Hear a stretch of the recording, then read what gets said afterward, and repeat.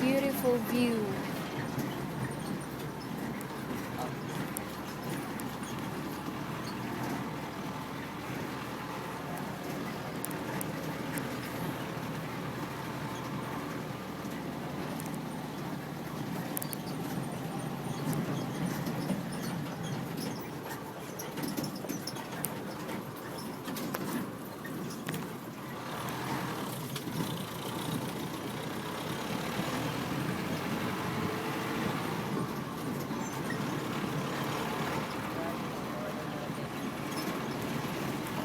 Solo po namin.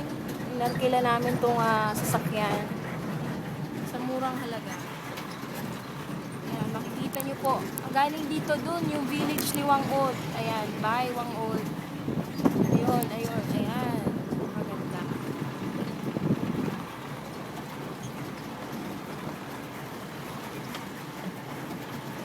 Pag walang jeep, nilalakad po namin to. Katulad niya ni ate. Ayan, naglalakad siya.